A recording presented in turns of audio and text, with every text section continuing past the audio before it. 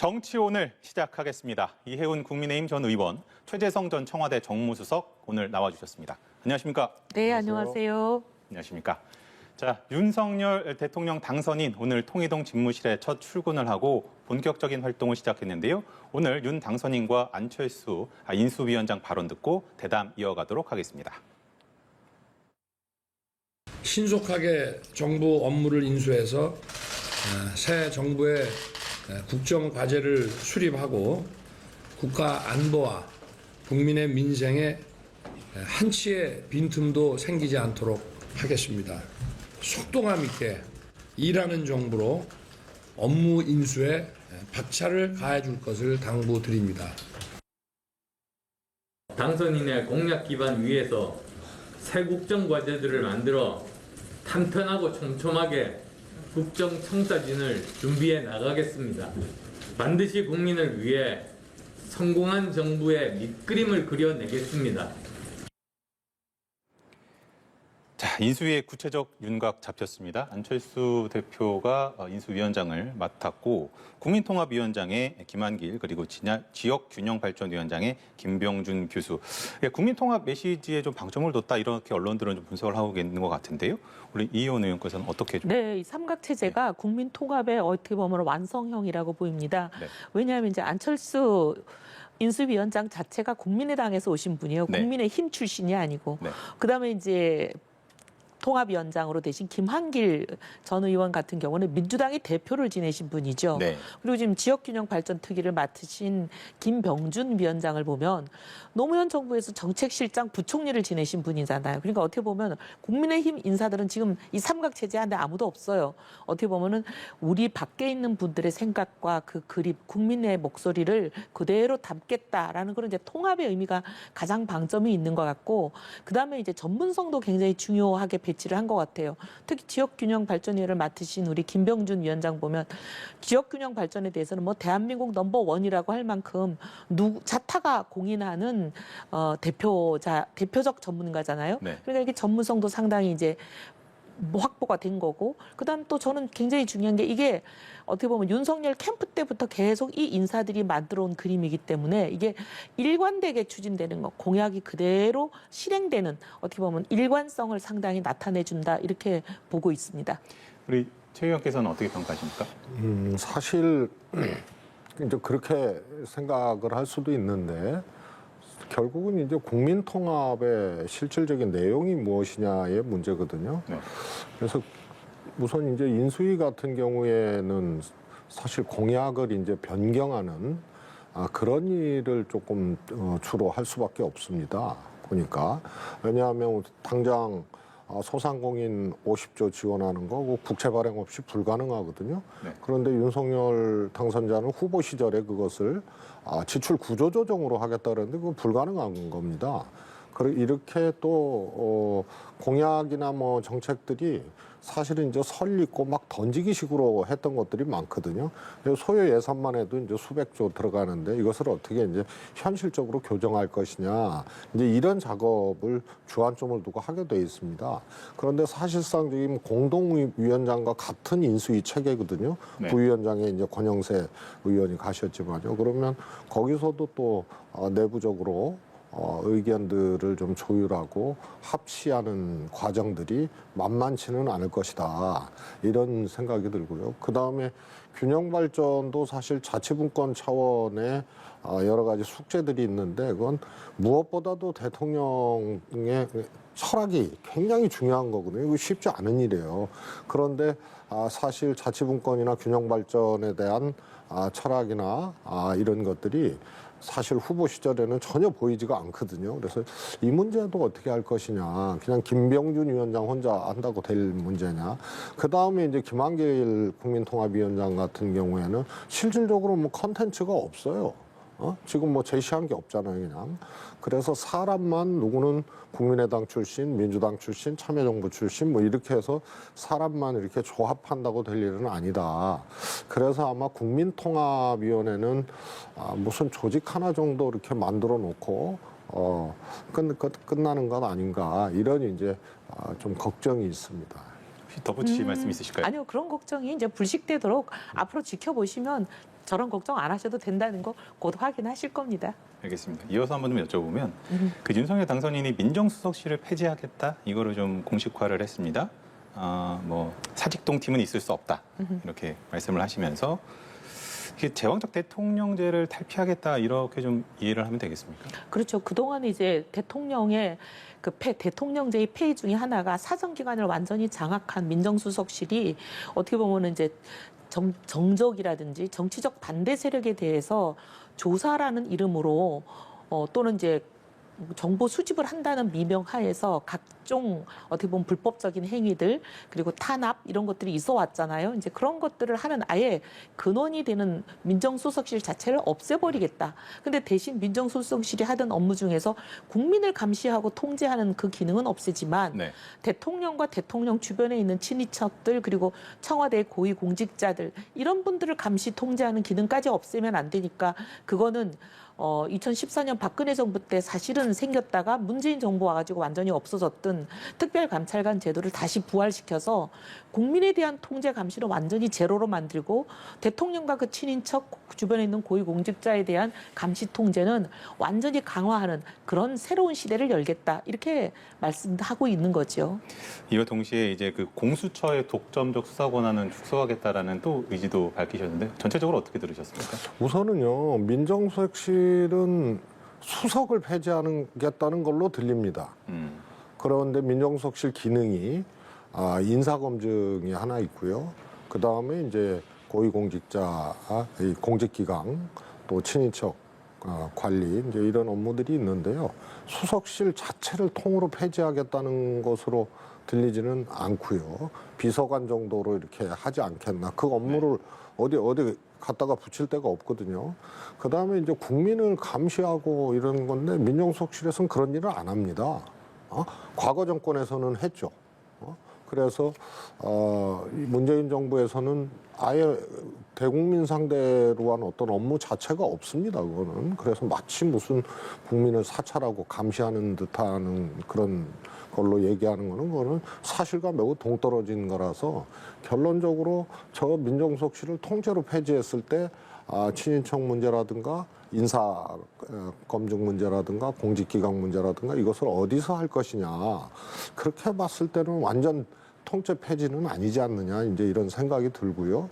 그러면은 왜 비서관 정도로 낮추거나 혹은 뭐 통째로 폐지하겠다 그러면 뭐 저는 모르겠습니다. 그게 타당한 것이고 가능한 일인지 네. 가사 그렇게 된다 하더라도 그러면은 결국은 검찰이 더 강력해지는 거 아니냐. 검찰 출신, 검사 출신 대통령이고요.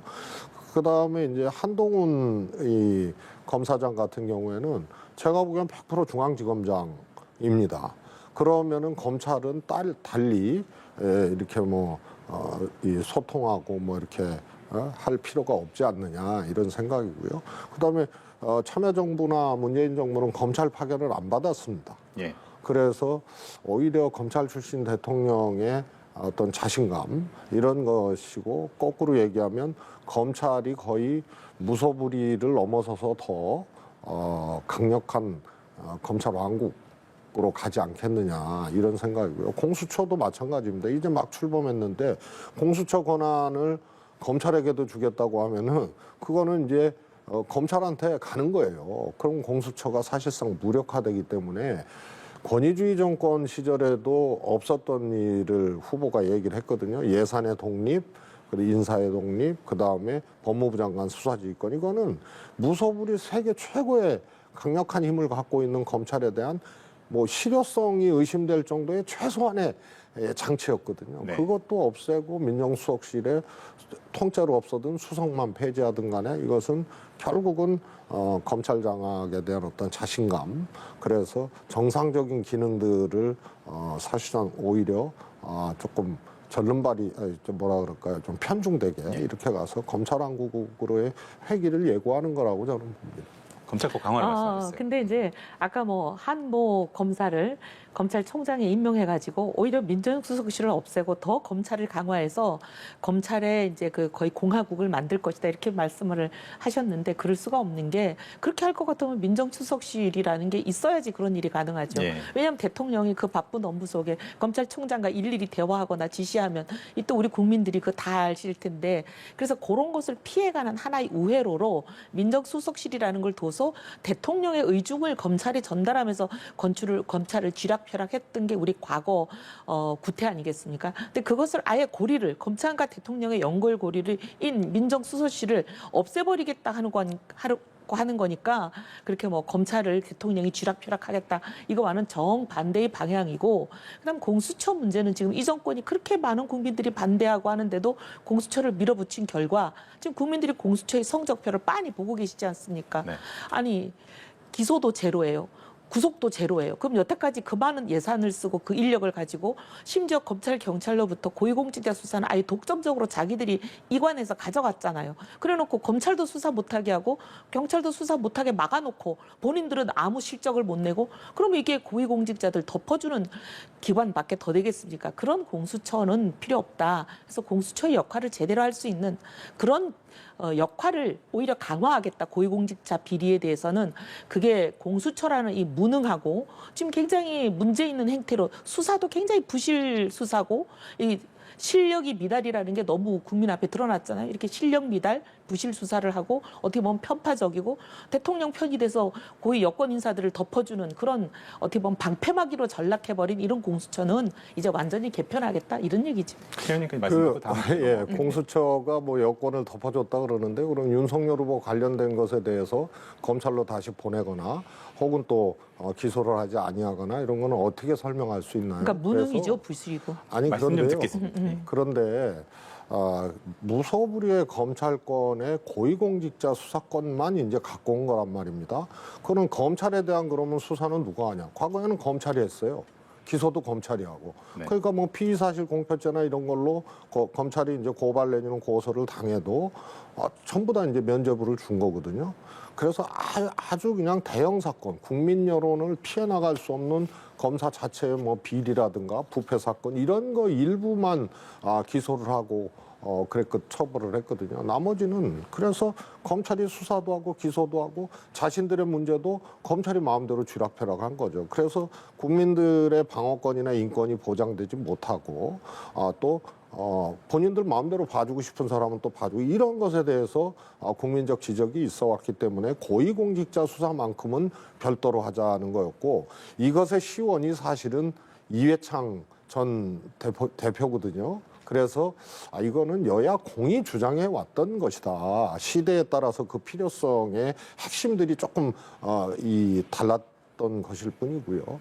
그 다음에 뭐 야당이 워낙 반대해가지고 자신들이 주장을 했었던 공수처인데도 반대를 해가지고 결국은 최소 단위의 규모로 출범을 한 겁니다. 그래서 오히려 더 보강을 해야 될 그런 필요성이 저는 있다고 보고요. 이 무소불위 검찰권을 처음으로 일부 고위공직자에 대한 것만 가져온 건데 이것이 안착되는 과정에는 굉장한 시간도 걸리고 이런 거고요. 대통령의 속도 조절론이라는 것도 결국은 국가수사총량을 훼손되지 않게 하려면 6대 범죄는 검찰에 남겨놓고 고위공직자만 갖고 와서 자기들끼리 그냥 짜고 치는 이 무소불위 검찰은 좀 피해가자 이제 이런 취지였고요. 그래서 속도 조절론도 안착 기간이 좀 필요하다는 거고요. 검경 수사 조정도 마찬가지입니다. 알겠습니다. 한마디만 네, 좀 더 할게요.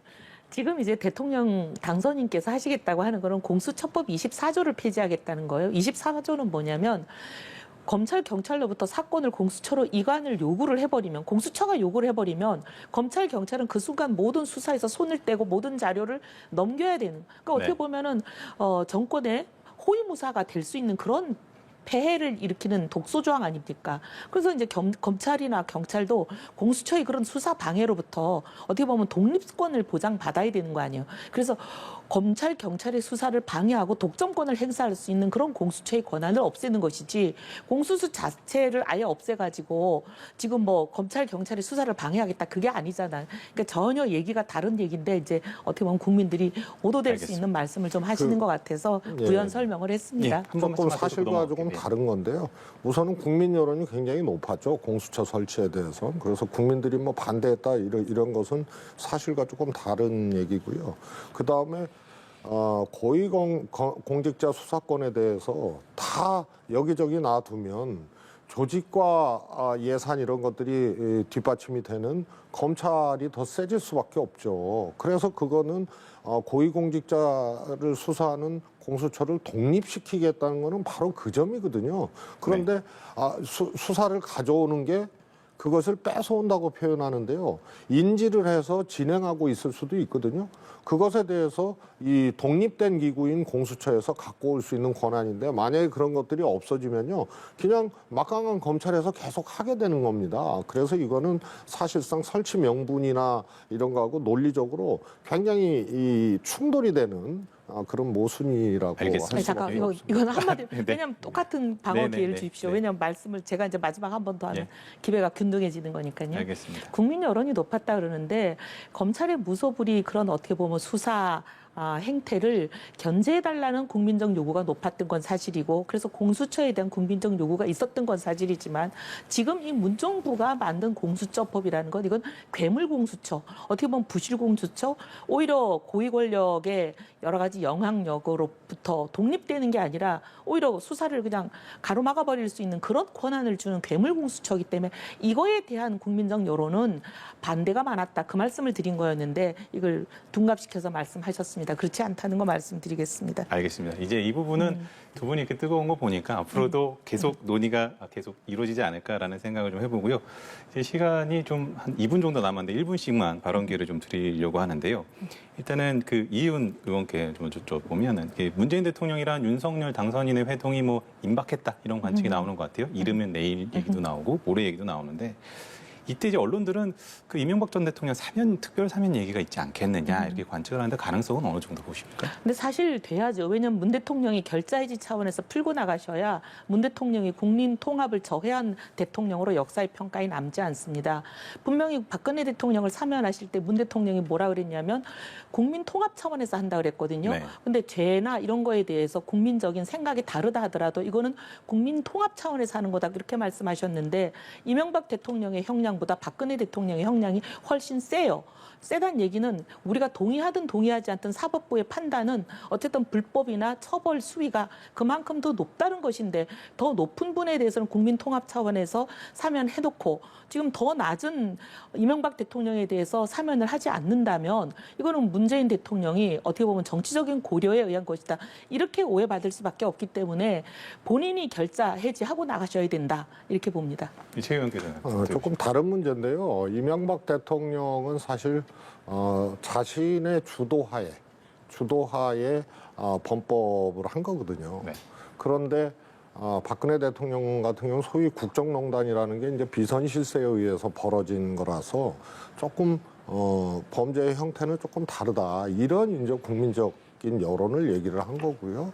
그래서 이명박 대통령 사면에 대해서는 국민들이 뭐 하라고 그렇게 여론이 높지도 않아요. 그래서 통합하고 저게 무슨 상관인가 이런 생각을 하게 되고요. 그다음에 당선자가 이제 곧 취임을 하잖아요. 그걸 문재인 현재 이제 이 2달 남은 대통령한테 사면해달라고 얘기를 하는 거는 그거는 제가 보기에는 어떻게 보면 본인이 이제 5월 9일부터는 이제 사면권이 있는데 그건 국민 통합 차원에서 하려면은 뭐 그게 맞는 논리인지는 모르겠습니다.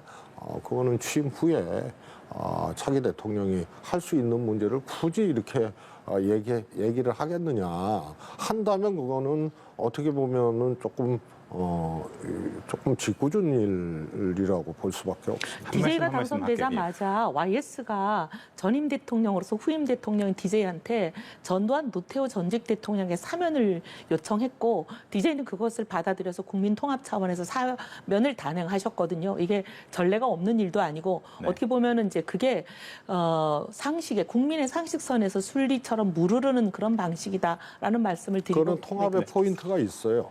왜냐하면 DJ 대통령 자신을 과거 야당 시절에 사형 선고도 하고 또 이랬던 사람들 아닙니까?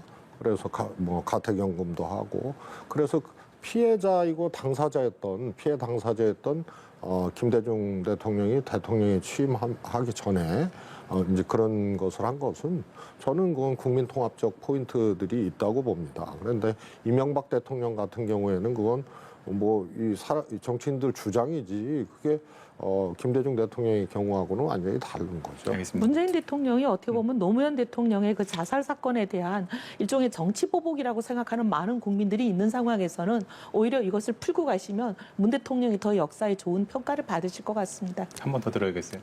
그건 새 대통령이 하시면 돼요. 알겠습니다. 이게 뭐 두 달 내에 당사자가 문 할지 대통령이니까. 다음에 네. 취임하시고 할지 어쨌든 대통령의 권한이기 때문에 어떻게 네. 진행이 될지는 좀 지켜보도록 하고요. 오늘 정치오늘 여기서 마무리를 하도록 하겠습니다. 두 분 수고하셨습니다. 감사합니다.